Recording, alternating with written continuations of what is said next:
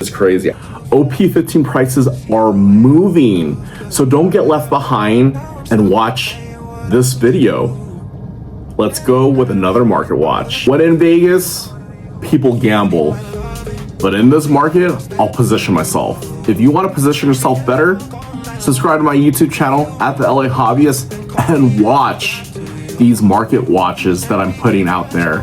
It's for you, the collector, to educate yourself better and to not fall behind the 8 ball. Because once you start doing that, man, there's no coming back.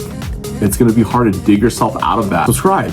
It's another Saturday and another market watch, and thanks for tuning in, watching all of my market watch videos. I truly appreciate your love and support, and to keep it going and to keep me confident and for me to keep leveling up my market watch videos, please subscribe to my YouTube channel at the LA Hobbyist.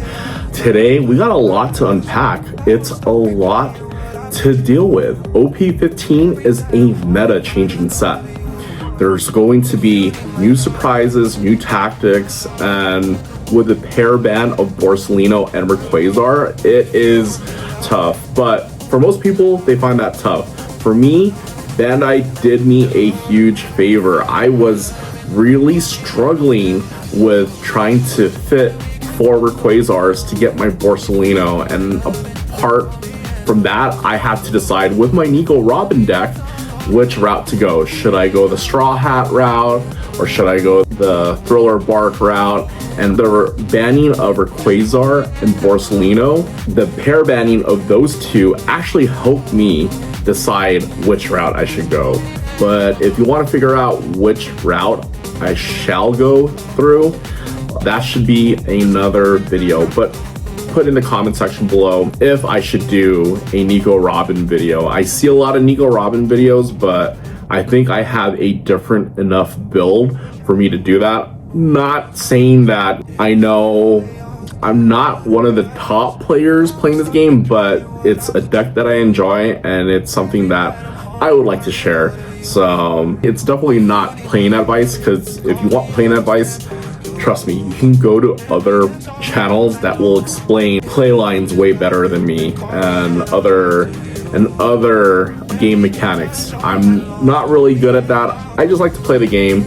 I like the vibes of the game, and I like the vibes that other people bring to the game. So without further ado, we're gonna go into this video, we're going to deep dive into the top 5 cards to collect according to TCG Player, the LA Hobbyist hot takes for OP-15, and then the LA Hobbyist top 5 cards to collect according to me. And it's going to be according to what I like to play. I think most of it isn't even collecting. On the collecting side, I am probably not really interested in the manga Enel and manga Kobe, but other people might be, so I'll cover those two.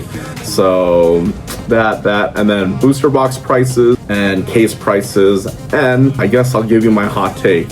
So without further ado, we're gonna go with the top 5 cards to collect according to TCG Player. So at the number 5 spot, it's gonna be Boa Hancock. Boa Hancock SP had made it through, and it's right now the market's around 400 bucks. But in this channel, we don't just look at the market price. We look at everything available, right? So the market is 395, I call that 400, but it's been going down to 384, 375, and 344.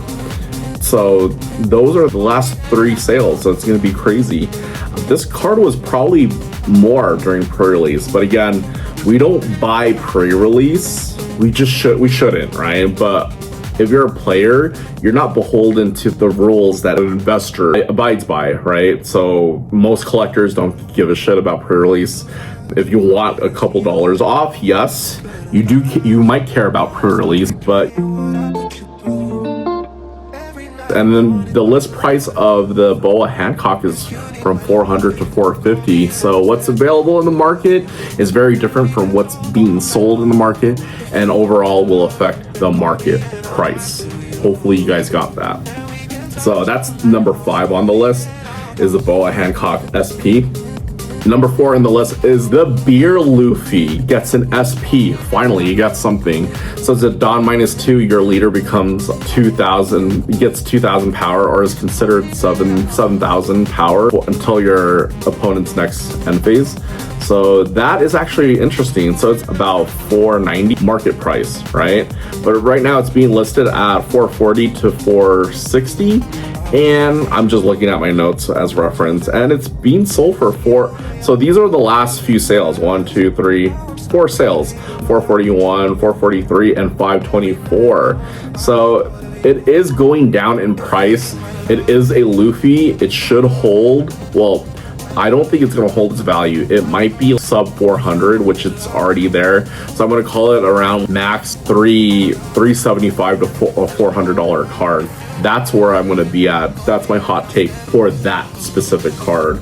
And that's the number 4 spot with the Luffy SP. The number 3 spot really surprises me, but it's the Zeus SP. So right now, 3 SPs have taken up the top spot, which is, I'm not surprised. And if you're a collector, you want to collect specific types of cards in sets. So the mega super collector are going to go after serialized cards.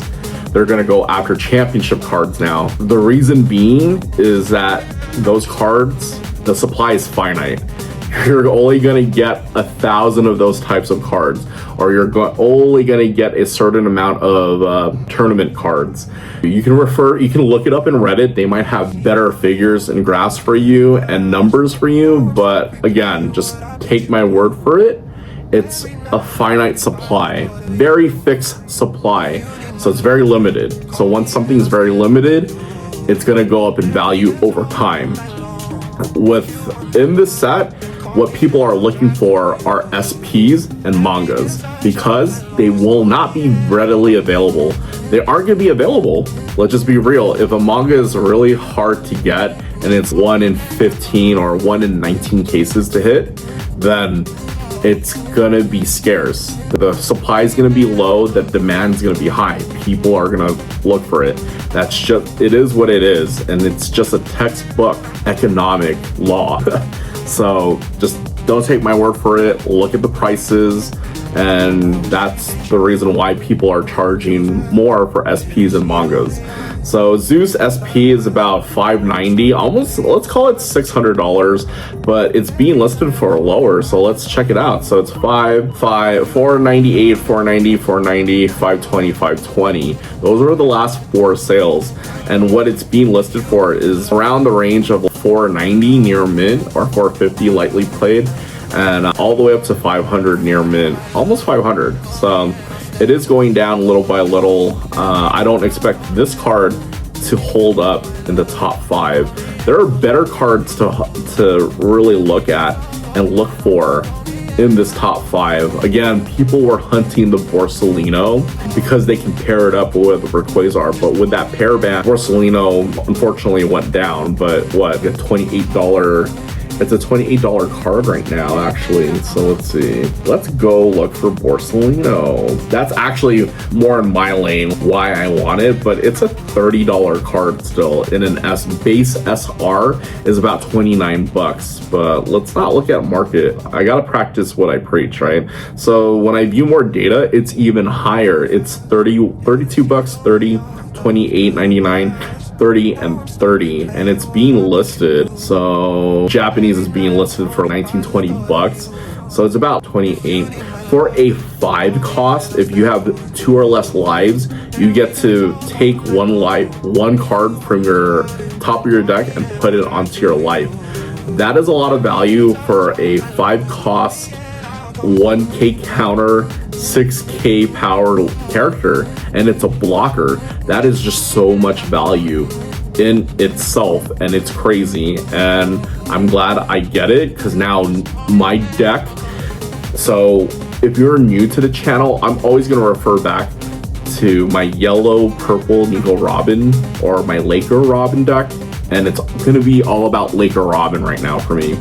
And my deck gets the needed protection for this meta, and it's great. It's crazy. I'm excited to play it and to get all degen on it. So that's great. But so Zeus, it is in the top 3 for now. I don't think it's gonna hold forever, and it is what it is on that one. So on the number 2 spot, Kobe. Manga Kobe is sitting there at $795 market. And let's see, it actually sold for $830, $790, $830, and $940, and $750. So it's a little bit everywhere. So we're gonna actually dial it down. So right now it's being listed for $950, $1,000 lightly played, basically $1,000, $1,050, $1,080, $1,100, and all the way up to $1,300. I would look at the highest sales available, which is $50,000, and it's closing in at $1,100, being listed. The last sold being $830. So for me, it's almost $1,000 already. I would say $900 to $950, even though the overall market is showing about below $800. It's gonna get to $900. So for me, that's good. The game is healthy. The collecting side is healthy. The market is healthy. There's nothing really to complain about, to be honest. And last but not least, the number 1 spot and the number 1 card to collect, according to TCG Player, is none other than Manga NL. Manga NL is actually crazy because right now, it's not crazy in the market sense. It's crazy because the card is crazy. The deck is crazy. Right now, NL is the big bad of the set. It's really hard to beat that card, but I guess if you're a yellow deck, you might have some advantages, right? But to be honest, this purple NL kind of reminds me of a red Zoro in OP-01. You're gonna use the small bodies, you're gonna attack as much as you can, wide board, small body, until your opponent just cracks out and gives up. So in a sense, it's kind of like Zoro. You're gonna rely on small bodies to attack. You're going to launch wide attacks, and thanks to the Holly and Shura, you get double attacks from 2 cards. That is so cracked. And there's so many mechanics that I think I'll leave it to the other players that are better to explain it, but those play lines are seriously crazy. If you don't have any counters, you're fucked, essentially. You're done. And that's what makes this so good. But again, it's in the manga range. I think this is my hot take. So if a manga is low, I think it's very playable. When I say low, when the market is low on a manga, I think it's because the card is very playable. That's my hot take. This NL should be a lot higher, but since people aren't really collecting this, they're gonna play this more often, which is crazy. Have you ever played against a player that actually used a manga? I actually had my friend Austin, I remember it like it was yesterday. He gave me his manga Shanks to put in my deck, and I only needed the OP-01 Rush Shanks, like the SEC. I only needed the SEC version. He gives me the manga, and I'm like, I don't want to play this manga at all. So he makes me shuffle it into my deck, and I cringe and everything. But it's so crazy to see people utilizing 4 mangas, a whole playset of mangas. It's crazy to me. I don't know, the collector in me would be screaming, but the player in me would be like, whoa, what the hell? Dang, this guy. So Manga NL takes the number 1 spot for the top 5 cards to collect, according to TCG Player. So from there, we're gonna go with the LA Hobbyist's top 5 cards, according to the LA Hobbyist. So let me just grab my list. My top 5 cards, according to me, the LA Hobbyist, is the Alt Art Robin. So that Robin is a 7-drop, 7k body, and it allows you to trash your life, the top card of your life, and then you get to take a card from the top of your deck into your life. Once you do that, you can call a Sky Island card. The reason why, well, you can put down another Sky Island card, 5 costs or less. Guess what? It's a combo move for you to get out Luffy. So that's the combo move I'm gonna rely on to get a Rush Luffy out, right? And then if you activate blocker or an event or something like that, I get to flip the top card of my life. And if it's like, let's say a 10 cost, you get plus 10,000 power added on. That is nuts. That is cracked. And honestly, it's what I need to pressure people down. And it is a really good combo. And being that it's under 30 bucks, it is very undervalued. So that is a little bit of the value there. For me, I really like this card because of its playability, not because of its art. Its playability will make it like a $40, $50 card. That's the hot take. It's like a $27 card. It's not even 30. It needs to be like a $35, $40 card. But once people realize, oh shit, we can put that, we can do that, we can combo this with other Sky Island cards. Sure, it'll be great for the Sky Island Luffy, but honestly, if you have other combo pieces of Sky Island, you can put it in any yellow deck. I choose to put in yellow purple Robin deck, and it's gonna be amazing. So the number 5 spot goes to Nico Robin, the life giver Nico Robin. And then Character Rush Zoro alt art for me is a big one because it brings back RP Luffy. RP Luffy needs that kind of mid-range rush card to actually do some damage or to even have a chance in this meta. So for me, I'm coping beyond cope, and I'm gonna use RP Luffy because of that character rush. And I get plus 2,000 power as an RP Luffy player. I'm so down for that. And to me, that warrants the number 4 spot. Again, it's at 75 bucks just because red is pretty dead right now. So just because red is dead, I don't see this holding the $75 spot for too long. I honestly see the Nico Robin card going all the way up to maybe, I want to say 50 bucks. Double it up for me. Double or nothing. On the 3rd spot, it's the Zoro Treasure Rare. The Zoro Treasure Rare for me is it has a great art in it. I don't even know its playability. I don't even care. I'm gonna just straight grade it and then sell it as a PSA 10. But right now, dude, it was 160 bucks pre-release. It went down to 100. Most Treasure Rares definitely will hold their value. And if you even check the Nami, it was a $30 card and it went all the way up to almost 300 or maybe even 300.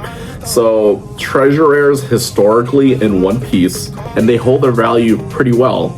So this is one of these Treasure Rares that started pretty up there, and it will hold and it will continue to go up. Right now it may be holding the $100 spot, but look for it to go up to $150 to $300. For me, it's a no-brainer. Zoro's a fan favorite. It's a TR. It's slightly scarce, more scarce than the regular alt arts, and it's gonna be a fun card. And then number 2 spot, the alt art Luffy, the yellow alt art Luffy is gonna be my go-to. And there's 2 Luffys that you're thinking of. It's not the Rush Luffy, it's gonna be the pseudo blocker Luffy. It's a 10k body, 1200 power card. And if you have 1 life or less, you get to call it out for 9. So you're in Gum Giant range as well. So you can use it for offense and a whole lot of defense. And if you trash 1 card, it gains blocker. That card gains blocker, and your leader gains plus 2,000 until your opponent's next end phase. So guess what? You get a whole lot of defense, and you get 1 card, 1 Dawn up for Gum Giant. That's enough defense to last you a lifetime, and you get like a pseudo Blackbeard blocker with that Luffy blocker. And then after that, you get a big offensive weapon to possibly end the game. So I will probably revisit that card and really try to get that as a card for my RP Luffy deck. Again, I know Robin right now is my main deck, but seriously, RP Luffy, I've been playing that consistently since OP-15. And I think I'm a pretty good RP Luffy player, not like Victor, the guy who won 3rd place, right? Or topped with an RP Luffy back then. But I'm fairly good. But I do, man. The dream is to top with RP Luffy. If dreams do come true, maybe one day. All right. So now, the last but not least is the Borsalino blocker. Yes, Borsalino blocker is very obvious. Alt art wise, it's 90 bucks, but again, you do get a lot of value for a 5-drop. Sorry, it's a lot of value for a 5-drop character. You get a 1,000 counter, and it's like what, 6,000 power, and then it's a blocker, and then on play you gain a life if you have 2 lives or less. A whole lot of value that I can use. My success is tied into my survivability for my Laker Robin deck. The more cards I put on my life with Laker Robin, the likelihood of me winning gets higher. So that is fucking nuts. And that's why I like this Borsalino card as well. I think it's overvalued right now. It should be like a $40-$50 card in an alt art, $10 to $20 card as a base SR. If it goes lower, that'd be great, but I don't think it's gonna go lower than 10 because of its usability. Its playability is off the charts. It has so much value for a 5-drop. I don't think it's gonna go below 10, but that's just one of my, greatest hot takes. But I guess I already told you my biggest hot take. Biggest hot take is Robin card. It's a 7-drop, 1k counter, 7,000 power. You burn your own life, but you gain a life, and then you throw down a Sky Island of 5 cost or lower. Any Sky Island card that you can think of. I mean, that's just to extend the board, so to speak. So with my Laker Robin deck, I'm gonna go the Straw Hat route. It's just too good right now, and that's why OP-15 is fucking crazy. There's so much yellow playability. My friend Jed would call it yellow slop, but to be honest, the real slop comes with Enel.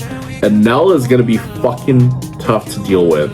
Everyone and their moms, they're gonna play Enel, and crazy as it seems, people might even take that to the regionals, and we're probably going to see the rise of Enel in regionals. Purple Enel is going to take over regionals, and it's going to ruin everyone's life.